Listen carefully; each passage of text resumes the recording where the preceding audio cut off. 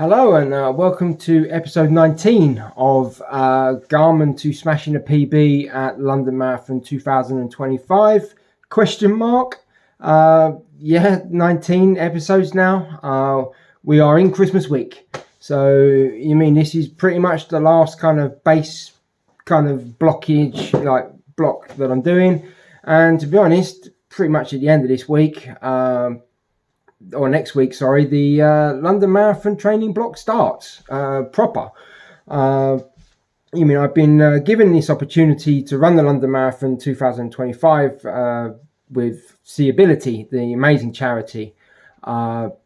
It's part of the Royal School for the Blind, but it also kind of looks into the autism and autistic people that have eyesight issues, really. So I'm very grateful that they're giving me another crack at the whip, should we say, of the London Marathon. They gave me a place this year in 2024. Thoroughly enjoyed my experience running for SeeAbility, and kind of want to go back again in 2025, which I am going back again now, thanks to them, and really giving it a hefty oomph to it. I've run 5 or 6 marathons before. I kind of lose count now. It's all a bit, hazy. And my fastest marathon now is 4 hours 42, and I plod them.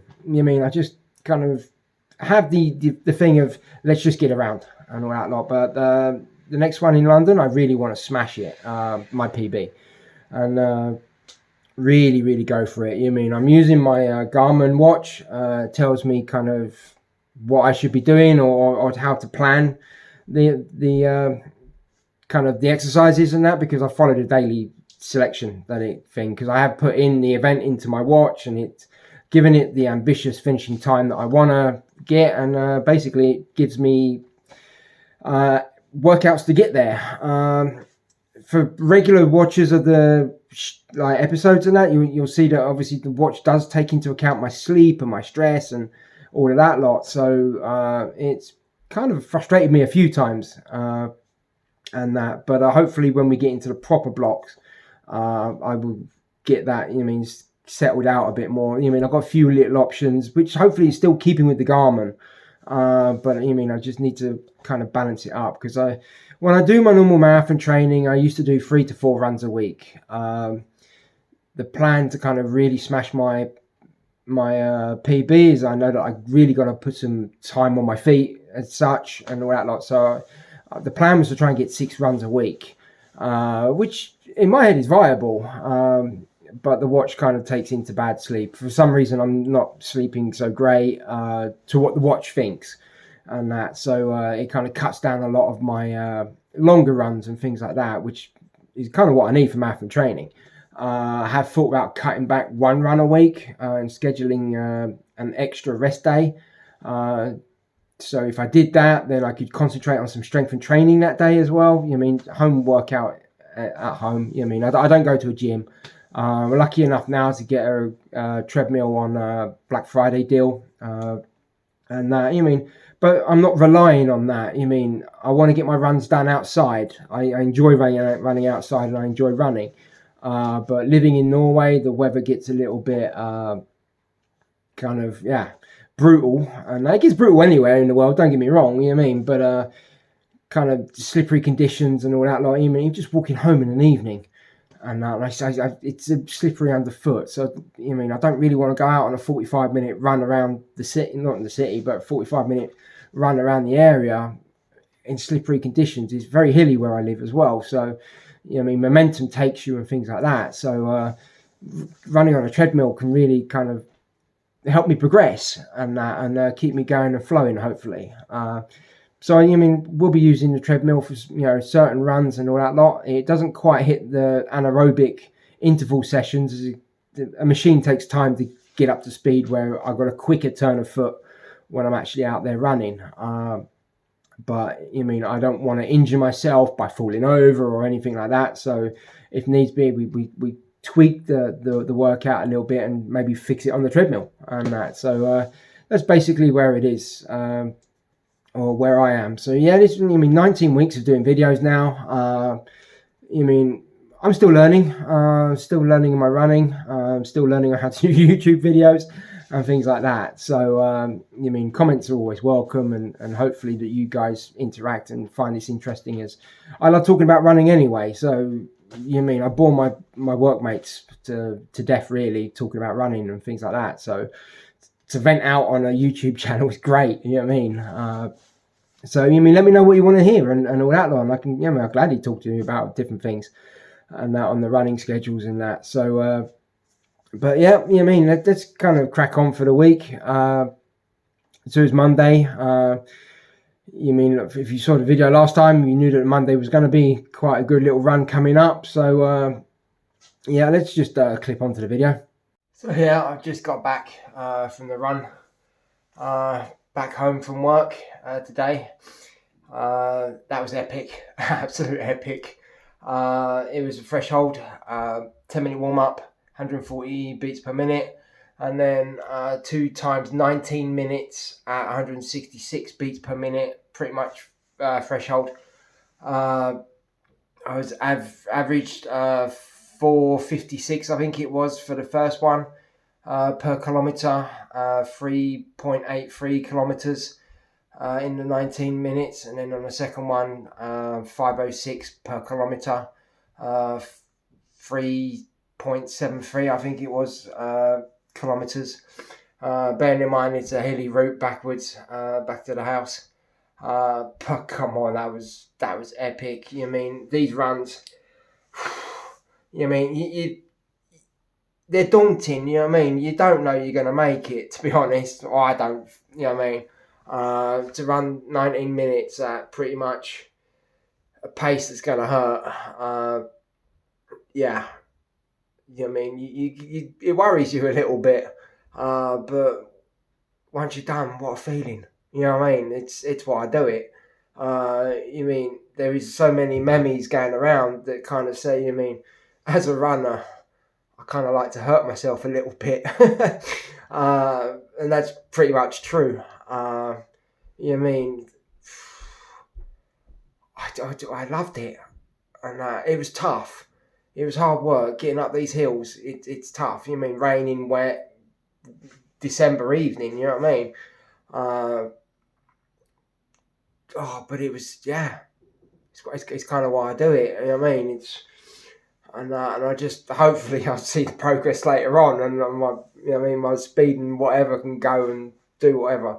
But that was one good run.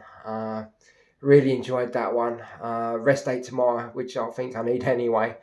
So I'm just going to enjoy the rest of the evening. Nice long shower and just chill out now. I'll see you guys on Wednesday. Monday, great run. Really was an epic one. Really proud of how I managed to achieve that in my head. And that Tuesday was always a nice rest, and then we hit Wednesday. It was a 51-minute base run, 140 beats per minute on the heart rate, and that. My actual beats per minute was 141. So I was happy with that. Again, a nice steady run. Average pace on that was 6.16 minute per kilometer, and I kind of done the 8 minutes 14. I got myself to a nice easy place to get home, which I've said that before, running home and then catching the bus on the last little bit to come back up, and then Thursday, and I'll let you the next video take you on to Thursday. So running home yesterday, it's Thursday morning now. Running home yesterday, it's kind of knocked the workouts out a little bit. It wasn't a tough one, but as we know, Garmin does kind of swap me about a bit. Sleeping's all not great as usual, and all that lot. But so we knocked me down to a 31-minute base plan today. It's my day off work, so I kind of feel I can really utilize a day like this onto a better workout. So part of me was thinking, I could just do the 100 or 1 hour 42 minutes long run anyway. But then I also saw that tomorrow is a VO2 max day, and And if I do a long run today, that's going to wipe that one out anyway. So what I'm thinking is giving me a rest recovery day on Saturday. So I'm guessing if I do this VO2 max today, and then we'll take on the knock-on effects over that, and then hopefully Sunday I can get a longer run in anyway. We'll see how the plan changes. So the idea now is to head off to the track, because that's another reason why. I mean, Thursday on my day off, I can get to a track. It's great. So it's 5 times 4 minutes at 176 beats per minute. Bearing in mind, apparently my maximum heart rate is 183. This is top end. This is sprints, and it's kind of looking maybe at like 1k repeats, 1 kilometer repeats. There's a 2-minute recovery in between each one. Weather's not great, but it's wintertime, Bergen. But it's not ice. I mean, it's just rain. So let's get down the track and kind of do this really big, intense session. I know my training readiness is not exactly high. It's less than 50% as such, but it's just a better day to do this now. You know what I mean? Sometimes you have to swap around a little bit, and life throws up normal complications or whatever. So you just have to deal and swing around it. And we know my plan changes a lot anyway. So, but I know I did some speed work earlier in the week, and it's not usual to do too much speed work in 1 week. But I'm still on a building phase and all this lot. So the time to try and really get my speed up and all that lot before we hit into the blocks. Pretty much in 2 weeks' time, the marathon training is full on properly going. And then you mean go into the actual training block for that. So let's get down to the racetrack and do these repeats. Yeah, I'm so glad I actually did that run at the track. I was doing it slightly different on the watch as well, because I've never really set my watch on a track run and that. So it was interesting to see how that come up and how it kind of connected with going around in laps and that. So the average pace of all the intervals, and that was 4 minutes 27. So that is, that's a lot quicker than my lactate threshold. So it's kind of where I need to be. I need to be getting my average pace is higher than quicker than my lactate threshold, to then get my body used to working that more, and hopefully my body gets used to running and gets that speed, and kind of lactate threshold gets quicker, and that, so I can hold these quicker tempo runs and that for longer. Looking at it, the splits and that, lap or interval 3 and 4, they were at the same time, 4 minutes 33 average pace. So that's good. And then part the first one I kind of overcooked it. I know that 4:07 I think it was. So although that was quick, I suffered. That was painful. All these runs are painful, but I kind of, because I overcooked it there, and then that kind of had a knock-on effect a bit later on as well. So I slowed down as such. But to see that 3 and 4 was together on the same pace, and to be honest, number 5 wasn't that far out either. That all kind of shows progress, and that. But I thought while I was doing the run, I thought I was going slower because, it was tough. I actually kind of find it very hard to reach that top heart rate zone it wants me to get, or the heartbeat it wants me to go. 176. That's pretty hard to keep at. My body doesn't want to do that. It was a tough workout. We covered 8.5 kilometers on that. It's really the intervals that are the most poignant thing. The right information we need, and that the rest of the recovery and the distance I do in that's all irrelevant really. Although I need to get the heart rate down as quickly as I can, and then get ready to go again, and that for the next interval. So that's kind of I'm not so worried about all the other stuff in between it, but the important stuff is the interval bits on there. And it was a great conclusion on that in my theory. But as we know, it kind of all throws up all this stuff now. I know I changed the day around to do this run. But basically Friday gave me a rest, and that because anaerobic sessions kind of knocked me out anyway, and that, which is a bit frustrating, and I hope that doesn't happen as we continue on with this. You mean, like I say, when I start building up on the actual marathon training, I kind of need these runs to stick and stay, and you know what I mean, and I don't want my long runs getting shorter and shorter and shorter, really, because that's basically what happens. You know what I mean, and then Friday night didn't sleep very well. You know what I mean, it's story of my life, really. You know what I mean, I've been really kind of trying as well, because I do go to bed earlier or keep a sense on the time and this, and you know what I mean, but it just seems I'm not settling, or my watch doesn't kind of feel through my heart rate that I'm actually sleeping. And that, so I don't know, but I need to have my watch on at night, because otherwise it won't give me the workouts, because it needs heart rate data to do that, and stress levels via your heart rate.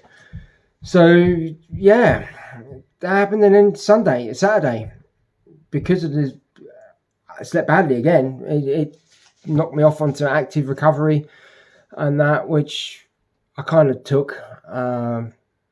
You know, I mean, I just, so I could try and get a Sunday run, and that, you know, I mean, even the Sunday run got bumped down from 1 hour 26. I mean, originally it was like 1 hour 40 something. You know what I mean, I know it's only 15-20 minutes, but that's still 2 to 3 kilometers. And that, and as you're training for a marathon, I need mileage, and that. So you mean, I was working as well. This is my working weekend. So, and in Norway, the last or 3 Sundays before Christmas, they actually open up the shops on a Sunday, so you can do Sunday shopping. So we were open for business as well. So you mean, I was sitting there, or not sitting there, but I was working, and that. So a little bit more work than usual. Don't get me wrong, it's Christmas, it's always going to be busy as a chef and all that lot, but you mean, I think the Christmas month has really kind of taken its toll a little bit in the tiredness of my body and all that lot, and I understand that. It's Christmas, but what can I do? You mean, running is a hobby for me. Life is life, and I have to work, like many thousands of millions of us do. You know what I mean? So you mean, it's been quite tough trying to balance work and running, and just having the energy to run, really, and all that lot. So, but the Sunday, the plan was to run home. I had an hour and 26 run planned, 140 beats per minute as usual, and but I basically did 1 hour 29 minutes as I ran home, but I went a slightly different way home, because as I was coming home, and I could see that I was well in the time to get home, and all the way home, and not finishing at a convenient spot. You know what I mean? Buses on a Sunday ain't great, so it was just easier to run all the way home, and so I could see that I was going to be a lot quicker.